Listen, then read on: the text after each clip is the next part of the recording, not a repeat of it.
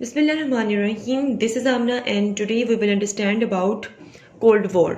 Topic start करने से पहले एक छोटी सी अच्छी सी बात मैं आपके साथ डिस्कस करूंगी। आज की अच्छी बात ये है कि हम हमेशा अपनी ज़िंदगी में मसलों को, प्रॉब्लम्स को ही देखते हैं। हमें इतना याद रहता है कि हमने ये चीज़ें अपनी ज़िंदगी में फेस की हैं। हम नेमतों को क्यों नहीं देखते? हमें इतना याद ही नहीं रहता कि हमें ये चीज़ ज़िंदगी में मिली है। इस तरह हम हमेशा अपने पास्ट में रहते हैं और हमेशा हम तकलीफ़ में रहते हैं। हमें चैलेंजेस को एक्सेप्ट करने के लिए हमेशा रेडी रहना चाहिए। Be a strong person. Think about this. अब स्ट्रेट अवे अपने टॉपिक पे आते हैं। So today we understand about cold war. Cold war basically कब स्टार्ट हुई, कब एंड हुई, इसका टाइमलाइन क्या है? कहते हैं जी कोल्ड वॉर जो सी है वो 1945 से स्टार्ट हुई है और 1991 तक चली है, ठीक है। लेकिन कुछ जगह पर ये भी कहा गया है कि जो कोल्ड वॉर थी वो वर्ल्ड वॉर 2 के स्टार्ट होने से पहले ही स्टार्ट हो चुकी थी, ठीक है। 1945 में वर्ल्ड वॉर 2 आपकी ख़त्म हो रही है। लेकिन कुछ लोग कहते हैं कि कोल्ड वॉर वर्ल्ड वॉर 2 से भी पहले स्टार्ट हो चुकी थी। तो यहाँ पे मैं आपको कहूँगी कि there is no fix beginning and fix end of cold war. इसको आप एक ईरा कंसीडर कर सकते हैं, ठीक है। कोल्ड वॉर बेसिकली क्या है? कोल्ड वॉर को आइडियोलॉजिकल वॉर भी कहते हैं, कोल्ड वॉर को फोर्थ जनरेशन वॉर भी कहते हैं, कोल्ड वॉर को साइकोलॉजिकल वॉर भी कहते हैं, कोल्ड वॉर को नो अटैक वॉर भी कहते हैं। कहने को ये एक वॉर थी बट इसमें डायरेक्ट अटैक नहीं हुआ।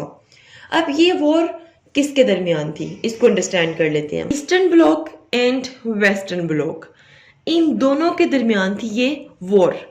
ईस्टर्न ब्लॉक में आपका रशिया आ जाएगा और इसकी अलाइज में इसकी वो स्टेट्स आ जाएंगी जो कि रशिया को सपोर्ट कर रही थी, ठीक है।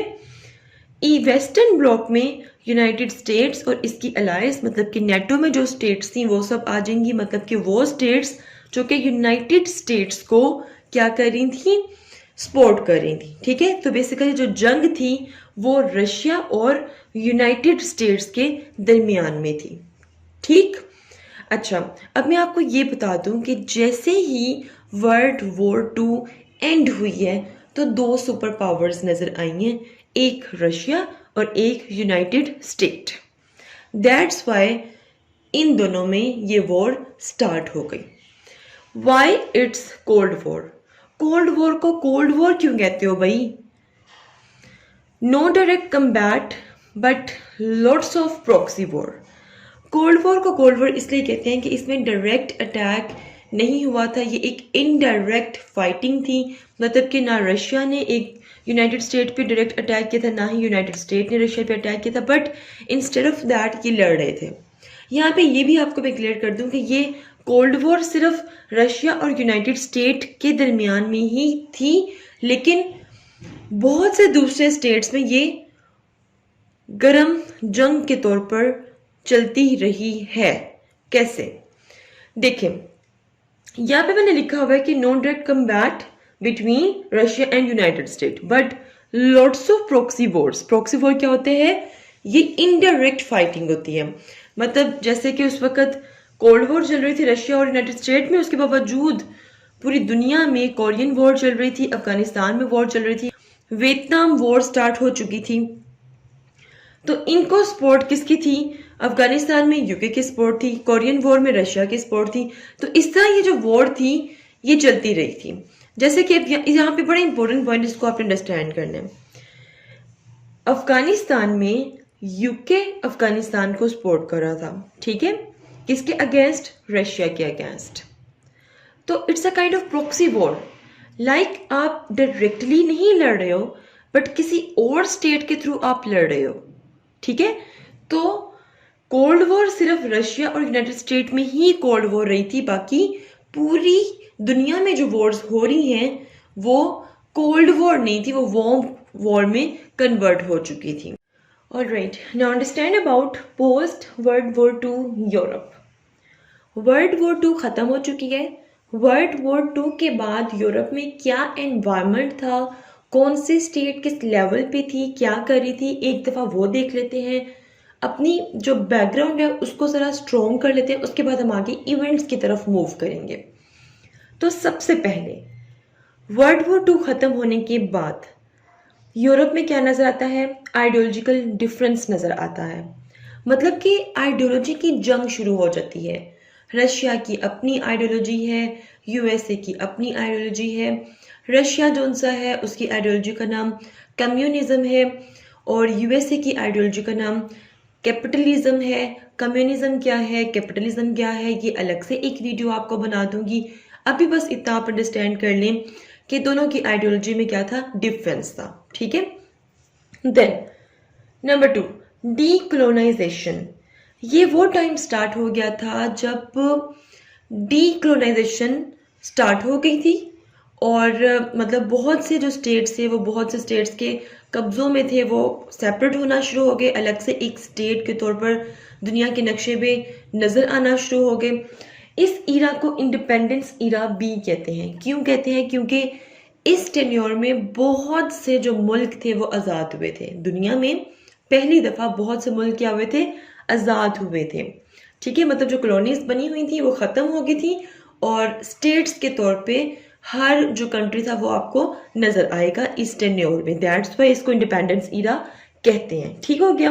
अच्छा, अब सवाल यहाँ पर ये क्रिएट होता है, how Russia become super power. World war 2 के बाद रशिया किस तरह सुपर पावर बन गया? यूएसए तो पता था कि भाई उसके पास बड़ा कुछ है, उसने जोड़ा हुआ है, बट रशिया कैसे? देखिए यहाँ पे थोड़ी सी आपको मैं हिस्ट्री में लेके जाऊंगी। 1917 में रशियन रेवोल्यूशन आया था रशिया में। ठीक है, वहां पे कौन सी आइडियोलॉजी प्रमोट हुई थी रशिया में?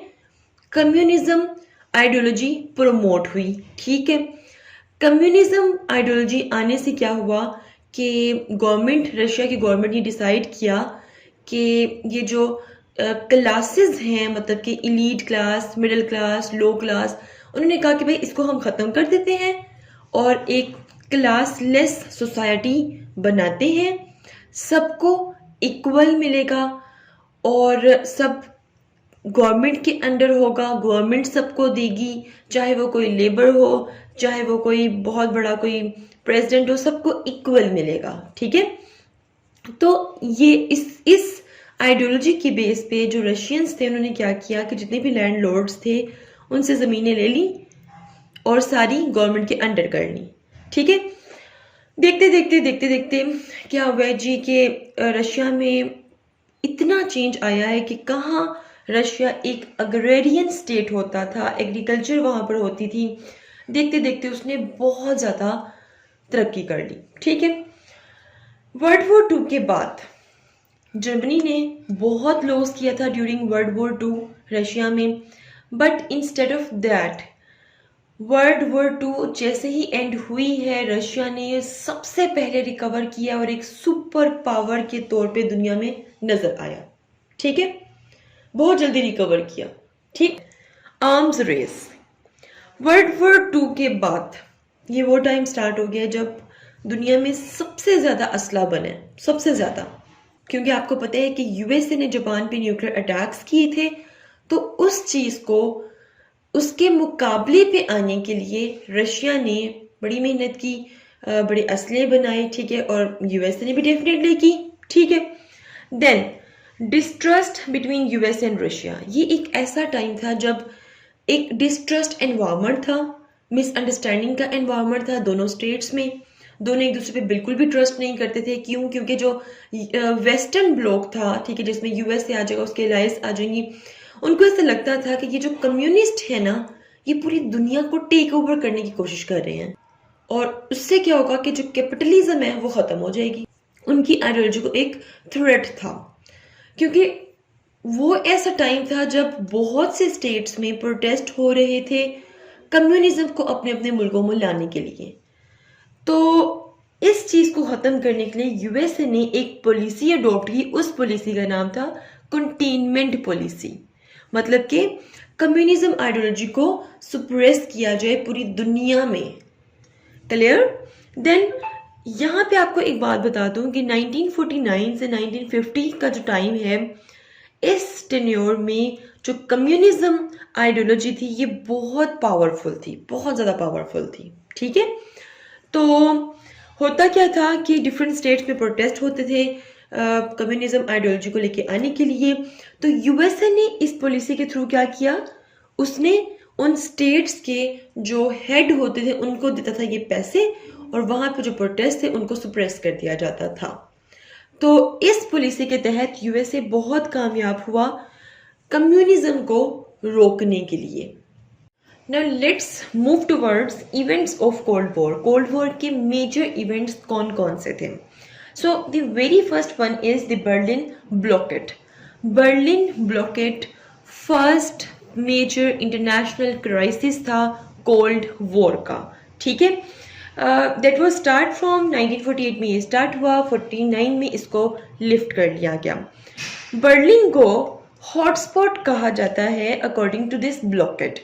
हॉटस्पॉट का मतलब क्या होता है, मतलब एक ऐसा एरिया जहां पे एक्सट्रीम टेंशन हो। ठीक है, मतलब कि जंग होने के बहुत बहुत करीब था बर्लिन उस वक्त। क्लियर? अब बर्लिन को थोड़ा सा अंडरस्टैंड कर लें। देखिए यहाँ पे बने हुए हैं जी कुछ ब्लॉक्स, कुछ जोन्स। मैंने ऑलरेडी आपको एक वीडियो में बताया है कि जर्मनी को 2 जोन्स में डिवाइड कर दिया गया था। तो आप लोग देख सकते हैं जी, ये आपके पास सामने मैप नजर आ रहा है जर्मनी का। ये है आपका east Germany, that is under USSR के अंडर है ये, और ये जो जितना भी एरिया है इसको आप कहते हो वेस्ट जर्मनी, जो कि किसके अंडर है, फ्रेंच के, ब्रिटिश के और अमेरिकन। ठीक है, अब जैसे कि बर्लिन जो है ये था जी कैपिटल, तो इसने भी डिवाइड होना था दोनों में। सो बर्लिन को भी डिवाइड कर दिया गया ईस्ट बर्लिन में और वेस्ट बर्लिन में। क्लियर? अब क्या हुआ है, बर्लिन ब्लॉकेड कैसे हुई है? यूएसएसआर मीन्स के रशिया ने क्या किया, ये जितना भी एरिया है, ये वेस्ट बर्लिन वाला, ये जितना भी एरिया ये, ठीक है, इसको सबको कर दिया उसने ब्लॉक। ब्लॉकेड का मतलब होता है किसी चीज का घेराव कर लेना। ठीक है, कि मतलब वहां पे ना कोई आ सके और ना कोई जा सके। सो यूएसएसआर ने ये जितना भी एरिया इसको कर लिया ब्लॉक, ताकि कोई भी वेस्ट बर्लिन में ना आ सके। क्लियर?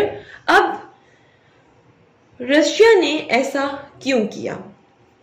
सबसे पहला पॉइंट है जी, रशिया ने ऐसा इसलिए किया क्योंकि रशिया वेस्ट बर्लिन का जो सप्लाई रूट है उसको बंद करना चाहता था। क्यों बंद करना चाहता था, क्या पर्पस था? रशिया ने वेस्ट बर्लिन के रेलवेज, रोड्स, कैनाल्स, इन सबको क्यों बंद किया? पर्पस क्या था?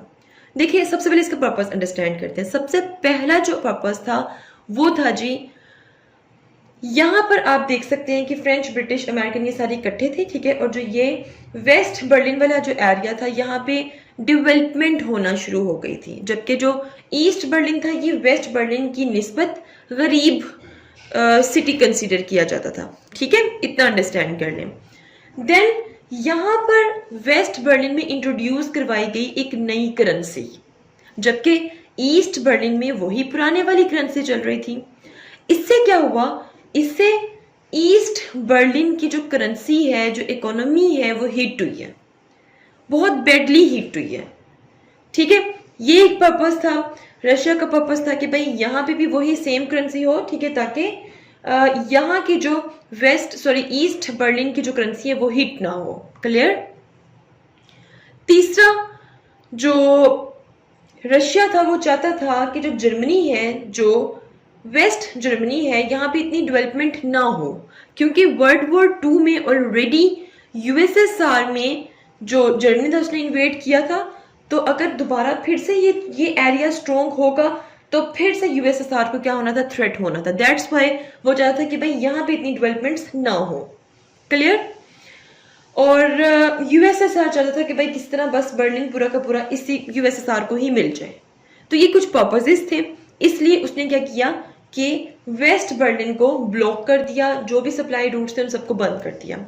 अब जब सप्लाई रूट्स बंद हुए हैं वेस्ट बर्लिन में जब सप्लाई रूट्स बंद हुए हैं, तो यहाँ पे तकरीबन 36 डेज का खाना था।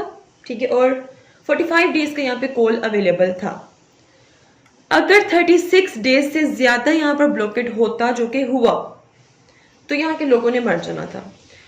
अब जो रशिया था उसका पर्पस ये भी था कि जब ये जो लोग थे ये स्टारवेशन, भूख वगैरह से तंग आकर खुद ब खुद ही यूएसएसआर की गवर्नमेंट से रजू करेंगे, ठीक है, और इनकी जो इकोनॉमी होगी वो ठीक हो जाएगी।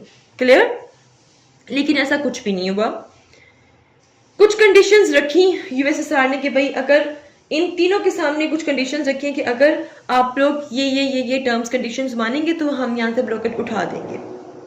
सबसे पहले जो यूएसएसआर था उसने कहा कि आप वेस्ट बर्लिन से विड्रॉ कर दें, ठीक है, और हमें ये दे दें। विड्रॉ करने का तो सवाल ही पैदा नहीं होता था। इन तीनों ने कहा कि भाई इट्स इम्पॉसिबल, हम विड्रॉ नहीं करेंगे। क्लियर? फिर क्या हुआ? USA airdrop supplies to break blockade. USA ने क्या किया, उन्होंने किसी जमीनी रास्ते के थ्रू तो वो जा नहीं सकते थे वेस्ट बर्लिन में, अब उन्होंने जहाजों के थ्रू सप्लाई देना शुरू कर दी वेस्ट बर्लिन में। खाना, हर चीज इनको जहाजों के थ्रू देना शुरू कर दिया। तकरीबन 1 साल में लाखों की तादाद में एरोप्लेन्स यहाँ पर आए और वेस्ट बर्लिन के लोगों को सप्लाईज दी।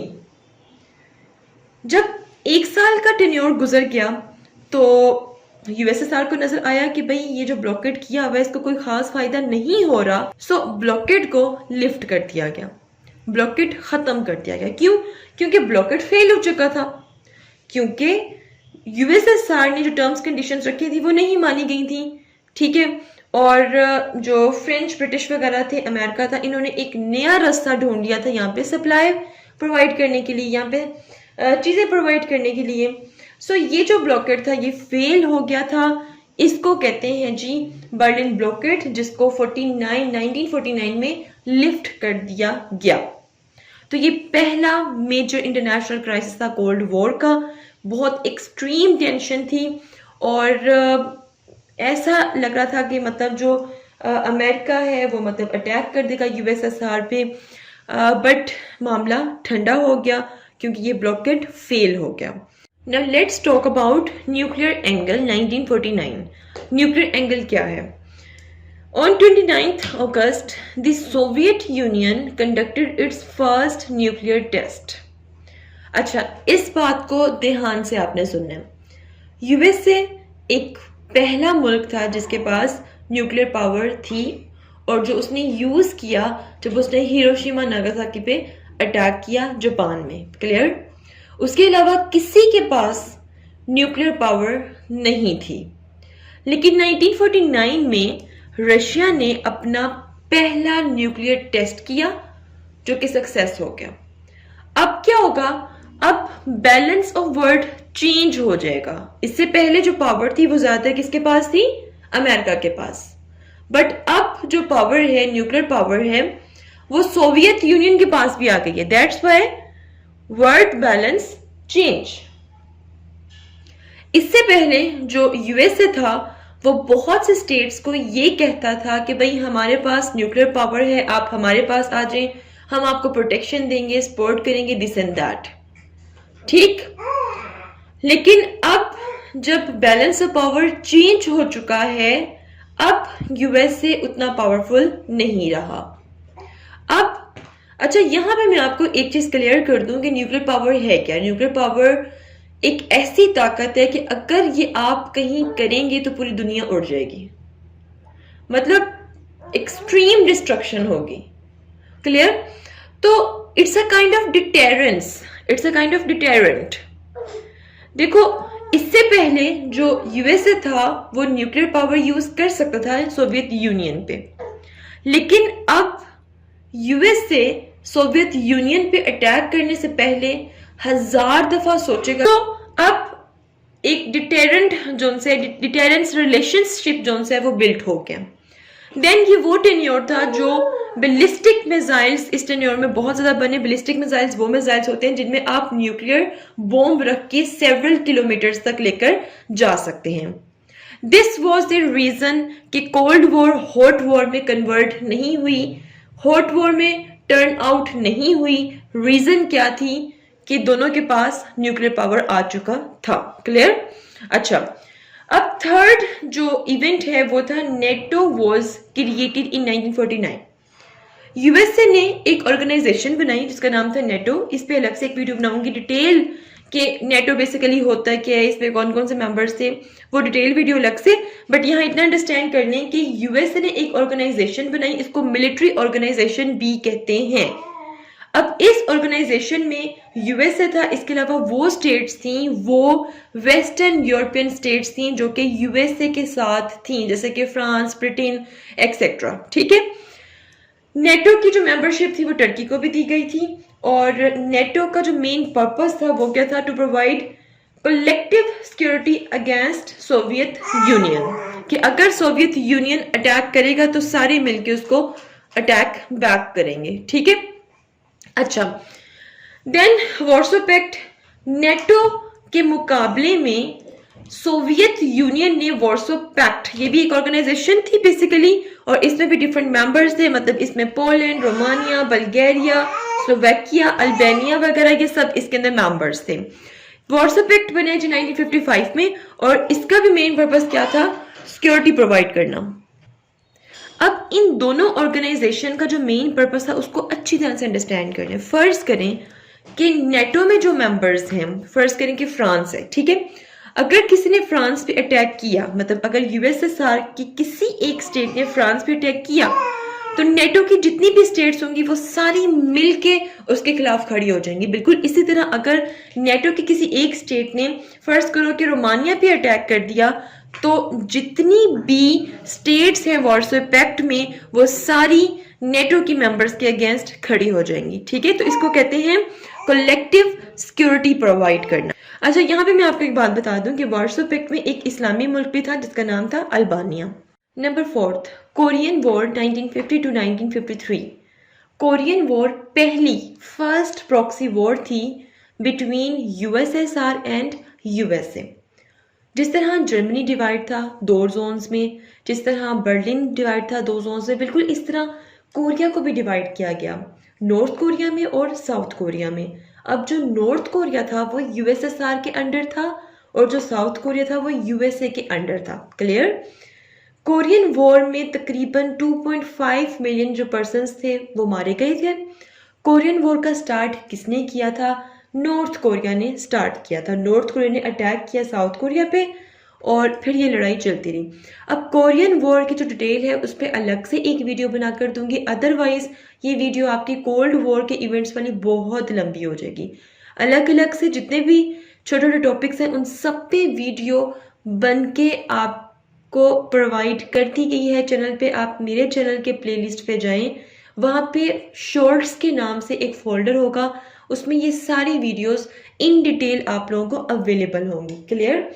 सो कोरियन वॉर में बेसिकली क्या था, अक्सर नॉर्थ कोरिया और साउथ कोरिया में लड़ाई झगड़े छोटे छोटे चलते रहते थे, लेकिन देखते देखते क्या था कि जो नॉर्थ कोरिया की जो आर्मी थी, ठीक है, उन्होंने अटैक किया साउथ कोरिया की आर्मी पे। ठीक है, जब इन्होंने अटैक किए साउथ कोरिया की आर्मी पे, तो ये जैसे कि यूएसए के अंडर है, यूएसए ने फौरन यूनाइटेड नेशन से हेल्प मांगी, और यूनाइटेड नेशन की जो फोर्स है वो यहाँ पर आई लड़ने के लिए। इस तरह लड़ाई बहुत आगे बढ़ जानी थी, न्यूक्लियर पावर का यूज हो जाना था। ठीक है, बट ये लड़ाई खत्म हो गई। ठीक है, सो डिटेल अलग वीडियो में आपसे डिस्कस कर लूंगी। देन कोरियन वॉर के बाद स्टार्ट होती है डोमिनो थ्योरी। डोमिनो थ्योरी को बेसिकली आप जियोपॉलिटिकल थ्योरी भी कहते हैं। ठीक है, डोमिनो थ्योरी बिल्कुल डोमिनो इफेक्ट की तरह होता है। अक्सर आप लोग अगर यूट्यूब पे लिखें डोमिनो इफेक्ट क्या होता है, लाइक आप एक चीज़ को गिराएंगे उसके साथ बहुत सी चीज़ पड़ी होंगी, वो गिरती जाएंगी। ठीक है, सो डोमिनो थ्योरी स्टार्ट होती है 1950 से 1980 तक, ये चलती रहती है। ये वो टेन्योर था जब हर जगह हर स्टेट में कम्युनिज्म स्प्रेड होता जा रहा था। ठीक है, जैसे कि चाइना में कम्युनिज्म था, कोरिया में, वियतनाम में, लाओस में, कंबोडिया में, थाईलैंड, बर्मा, इंडिया, बांग्लादेश, सब में कम्युनिज्म जो था वो स्प्रेड होता जा रहा था। अब अमेरिका के जो पॉलिसी मेकर थे उन्होंने ये डिसाइड किया कि अगर इन सब कंट्रीज में से किसी एक दो कंट्री को सिलेक्ट करके वहां पर प्रॉक्सी वॉर्स को स्प्रेड कर दिया जाए, स्टार्ट कर दिया जाए प्रॉक्सी वॉर को, तो डेफिनेटली कम्युनिज्म को रोका जा सकता है, डेफिनेटली इस डोमिनो थ्योरी को रोका जा सकता है। ठीक है, डोमिनो थ्योरी क्या होता है, लाइक अगर यहाँ पे कम्युनिज्म है तो यहाँ भी कम्युनिज्म, कम्युनिज्म, कम्युनिज्म, कम्युनिज्म। ठीक है, लाइक फॉलो करते जाना। ठीक है, सो देन जो यूएसए की गवर्नमेंट थी उन्होंने डिसाइड किया कि कोरिया और वियतनाम दोनों में प्रॉक्सी वॉर को स्टार्ट करवा दिया जाए, ताकि यहाँ पे कम्युनिज्म की बजाय कैपिटलिज्म को लेकर आया जाए। ठीक है, और कम्युनिज्म को रोका जा सके। ये भी एक रीजन थी कोरियन वॉर की। क्लियर? अच्छा, देन हम बात करते हैं जी। अच्छा, यहाँ पे मैं आपको एक बात क्लियर कर दूं कि कोई भी स्टेट उस वक्त जहाँ पे कम्युनिज्म आइडियोलॉजी होती तो वहाँ पर यूएसए की कोशिश होती है कि किसी तरह रेवोल्यूशन को क्रैश डाउन करके और कैपिटलिज्म को लेके आया जाए। ठीक है, बिल्कुल इसी तरह यूएसएसआर भी यही काम करता था। अगर किसी स्टेट में कैपिटलिज्म की आइडियोलॉजी होती तो वहाँ पर रेवोल्यूशन को क्रश करके वहां पर कौन आ रहा था जी, यूएसएसआर अपनी आइडियोलॉजी को ले आता था। तो दोनों इसी जंग में लगे हुए थे। Then space race begins between USA and USSR. दोनों में एक स्पेस रेस स्टार्ट हो जाती है। सबसे पहला जो सैटेलाइट स्पेस में भेजा वो यूएसएसआर ने भेजा। सबसे पहला पर्सन जो स्पेस में भेजा गया वो यूएसएसआर ने भेजा। सबसे पहला इंसान जो चांद पर भेजा वो यूएसए ने भेजा। ठीक है, तो दोनों में क्या हुआ जी, एक स्पेस रेस स्टार्ट हो गई। Then sport dictators of many states. इस तरह क्या हुआ कि बहुत से स्टेट्स जहां पर कम्युनिज्म होती थी वहां पर जो यूएसए था उस स्टेट के जो डिक्टेटर होते थे, जो उस स्टेट के मालिक होते थे, ठीक है, उनको पैसा देकर, ठीक है, और वहां पर कैपिटलिज्म आइडियोलॉजी को लेकर आने की कोशिश करता था। देन 1956 में क्या हुआ, एक हंगरियन की बेसिकली एक स्टेट था, यहाँ पर कम्युनिज्म आइडियोलॉजी थी। ठीक है, लेकिन यहाँ के जो स्टूडेंट्स थे उन्होंने एक रेवोल्यूशन स्टार्ट किया कि हम कम्युनिज्म को ख़त्म करेंगे और कैपिटलिज्म को लेकर आएंगे यहाँ पर। ठीक है, लेकिन यूएसएसआर ने क्या किया कि यहाँ पर अपनी आर्मी भेजी और उस रेवोल्यूशन को ख़त्म किया, जिसकी वजह से क्या हो गया भाई, लोग डर कर बैठ गए। 1956 में स्विस कैनल क्राइसिस का भी एक इंसिडेंट होता है। स्विस कैनल क्राइसिस पे एक अलग से वीडियो बना दूंगी, बट यहाँ पर इतना अंडरस्टैंड कर लीजिए कि स्विस कैनल क्राइसिस जो सा था ये इंग्लैंड के अंडर था, और जो इजिप्ट था उसने कोशिश की थी किसी तरह इसको अपने कब्जे में कर ले। जैसे ही इजिप्ट ने यहाँ पर अटैक किया तो इन रिटर्न इंग्लैंड, फ्रांस और इसराइल ने भी इजिप्ट पे अटैक कर दिया। ठीक है, अब यूएसएसआर सपोर्ट कर रहा था इजिप्ट को। जैसे ही यहाँ पर लगा कि भाई कोई न्यूक्लियर वेपन यूज हो सकता है तो फौरन से यूएसए ने फ्रांस, इंग्लैंड वगैरह को कहा कि भाई अपनी आर्मी वापस लेकर आए। ठीक है, और दूसरी तरफ यूएसएसआर ने इजिप्ट को कहा कि भाई अपनी जो आर्मी है उसको वापस लेके आए। ठीक है, तो इस तरह की प्रॉक्सीज वॉर जो थी वो चलती रही और दोनों की एक दूसरे की जो आइडियोलॉजीज थी, ठीक है, उनको खत्म करने की कोशिश करते रहे। Now let's understand U2 plane incident 1960। Basically ये इंसिडेंट क्या था, देखिए वो जो कोल्ड वॉर का टेन्योर था ना, उस वक्त अमेरिका रशिया की जासूसी करता रहता था और जो रशिया था वो अमेरिका की जासूसी करता रहता था। क्यों? क्योंकि वो जानना चाहते थे कि भाई हमारे खिलाफ मजीद आगे क्या क्या हो रहा है। तो ये भी एक बेसिकली प्लान था जासूसी करने का यूएसए का। U2 प्लेन इंसिडेंट क्या है इस पे अलग से एक वीडियो बना दूंगी, लेकिन यहाँ पे थोड़ा सा इसको अंडरस्टैंड कर लें। क्या हुआ था जी, यूएसए ने पाकिस्तान की एयर बेसिस को यूज करते हुए वहां से उड़ाया एक जहाज, उसको भेजा रशिया ताकि वो उनकी जासूसी करके सारी जो इन्फॉर्मेशन है वो यूएसए को दे सके। बट अनफॉर्चुनेटली वो हो गया जहाज क्रैश और उसका जो पायलट था वो जिंदा पकड़ा गया और रशिया ने उससे पूछा कि भाई आप यहाँ का कैसे, और उसने बताया कि भाई मुझे पाकिस्तान की एयरबेस से उड़ाया गया है और मैं आपकी जासूसी करने आया था। अब ये चीज जो सी है ये रशिया को किसके अगेंस्ट कर देगी, पाकिस्तान के अगेंस्ट भी कर देगी। ठीक है, बस इतना आप अंडरस्टैंड कर लें कि U2 प्लेन इंसिडेंट यही था। 1960 में ही जो वियतनाम वॉर थी वो भी स्टार्ट हो चुकी थी। वियतनाम वॉर की डिटेल में नहीं जाएंगे, अलग से इस पे वीडियो बनेगी। अब बात करते हैं जी 1961 में बर्लिन वॉल कंस्ट्रक्शन स्टार्ट हो गई थी। आपको मैंने ऑलरेडी बताया था कि भाई बर्लिन को भी 2 जोन्स में डिवाइड कर दिया गया था, साउथ में और ईस्ट में। अब वॉल कंस्ट्रक्शन की ऐसी क्या जरूरत पड़ी थी, वो लोग जो कि कम्युनिज्म में नहीं रहना चाहते थे वो बॉर्डर क्रॉस करके और साउथ बर्लिन में चले जाते थे, जिसकी वजह से, सॉरी साउथ नहीं, वेस्ट बर्लिन में चले जाते थे, जिसकी वजह से क्या था कि यहाँ पे वॉल कंस्ट्रक्ट करनी पड़ी। Then Cuba missile crisis 1962, Cuba missile crisis, ये बहुत इंपॉर्टेंट इंसिडेंट है। कुबा बेसिकली यूएसएसआर के करीब था, तो यहाँ पर क्या किया रशिया ने, यहाँ पर रशिया ने अपने मिसाइल लगा दिए। ये जो मिसाइल थे, इन मिसाइल की रेंज में अमेरिका की बहुत सी स्टेट्स आ रही थी और ये चीज़ अमेरिका को एक्सेप्टेबल नहीं थी।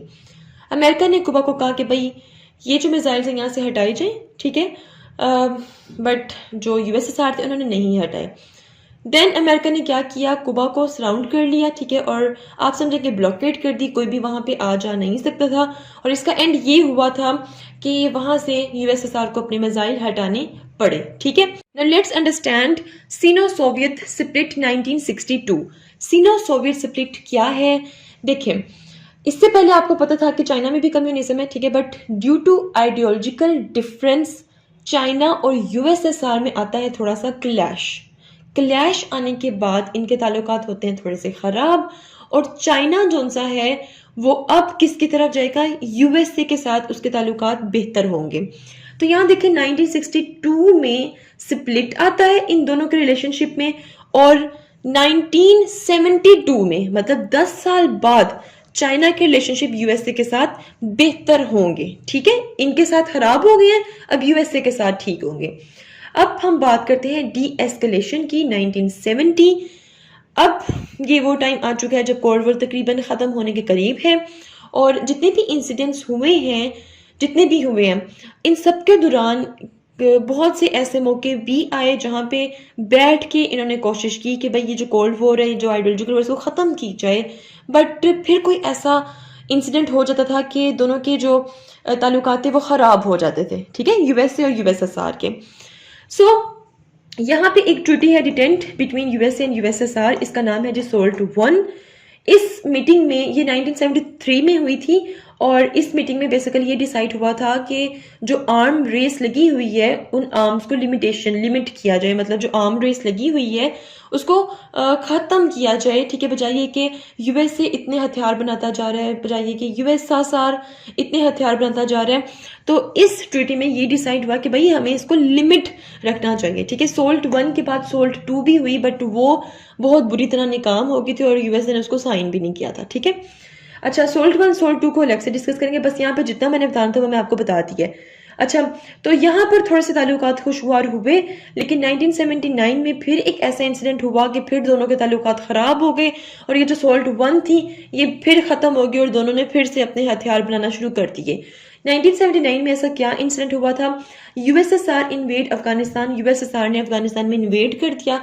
अच्छा देखें, जो यूएसएसआर था ना, उसको एक एक्सेस चाहिए थी वार्म वाटर तक, ठीक है, उसकी एक बहुत बड़ी अभी भी ख्वाहिश है यूएसएसआर की कि किसी तरह वार्म वाटर तक हमारी एक्सेस हो जाए।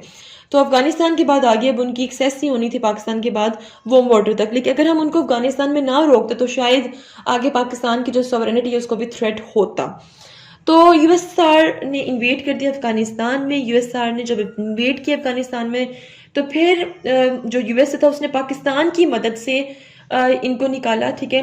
फिर बहुत से जो इस्लामी ममालिक थे उन्होंने भी अपनी टीमें यहाँ पर भेजी इनको निकालने के लिए। तो यहाँ पर बड़ा इकोनॉमिक एक थ्रेट इनको लगा, इकोनॉमिक धचका जिसे कहते हैं, वो यूएसएसआर को लगा। यूएसएसआर ने कोशिश की कि यहाँ पे कम्युनिज्म लेकर आई जाए अफगानिस्तान में, बट नहीं हुआ, और बहरहाल यहाँ से यूएसएसआर को भगा दिया गया। और यहाँ से भागने के बाद यूएसएसआर जो था वो बहुत बुरी तरह इकोनॉमिकली कोलैप्स हो चुका था, ठीक है।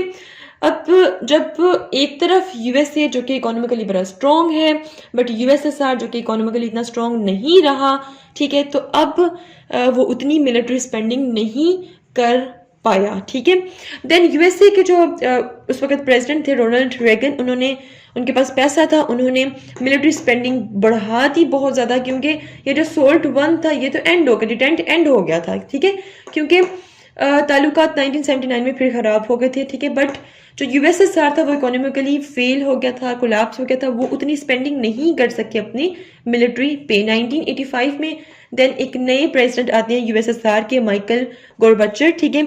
इसने कहा कि भाई बजाय ये कि हम इस तरह की जंग में लड़ें, बजाय ये कि हम अपनी आइडियोलॉजी को मतलब उस मुल्क में लेके आए, उस मुल्क भाई पहले हमें अपने खुद के हालात ठीक करने चाहिए। तो ये जो प्रेसिडेंट आया है नया यूएसएसआर का, इसने कहा कि भाई हमें पहले खुद अपने जो लोग हैं, सिविलियंस हैं, हमें उनको उनके राइट्स देने चाहिए, अपने आप को स्ट्रॉन्ग करना चाहिए, देन हम इस चीज़ की तरफ जाएंगे। तो फिर ये चीज़ थोड़ी कम हुई और फिर आप कह सकते हो कि एक एंड हुआ कोल्ड वॉर का। सो दिस इज़, मैंने कोशिश तो की है कि भाई बहुत कुछ आपको बता दूं इस लेक्चर में। So this is all about Cold War. If you have any question, do write your question in comment section below and hit the like and subscribe button if you haven't yet. मिलते हैं जी next hot issue के साथ. Until then मुझे अपनी दुआ में याद रखिएगा. Stay tuned and अल्लाह हाफिज़.